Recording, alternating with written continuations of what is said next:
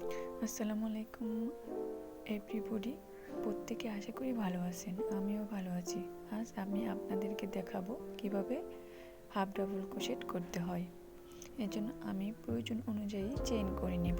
আমি নিয়েছি উলের সুতা এবং উলের সুতা ব্যবহার করার জন্য মোটা হুক।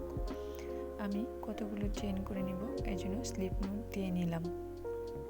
চেইনগুলো সাধারণত প্রয়োজন অনুযায়ী করা হয়।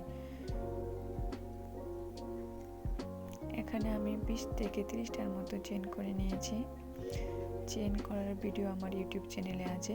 আপনারা যারা নতুন শিখতে চান তারা আমার ইউটিউব চ্যানেল থেকে দেখে নিতে পারেন।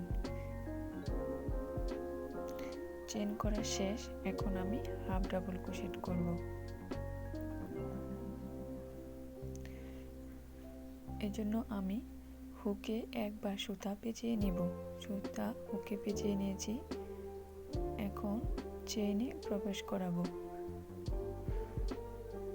3টা সুতার প্যাচ রয়েছে, 3টা সুতার প্যাচের ভিতর দিয়েই হুকটা আবার নিয়ে নিলাম। হয়ে গেল আমার হাফ ডাবল ক্রোশেট। পরবর্তী হাফ ডাবল ক্রোশেট করতেছি। এভাবে হাফ ডাবল ক্রোশেট করে প্রত্যেকটা চেইন ভরাট করে নেব।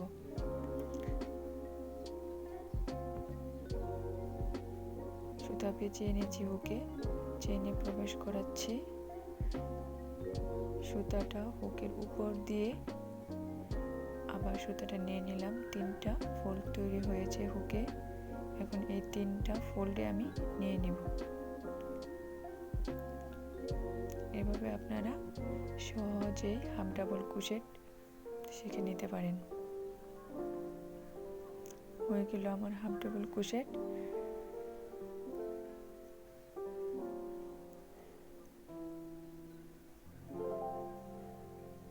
আপনারা ভালোভাবে খেয়াল করেন, তাহলে সহজেই বুঝতে পারবেন কিভাবে হাফ ডাবল ক্রোশেট করতে হয়।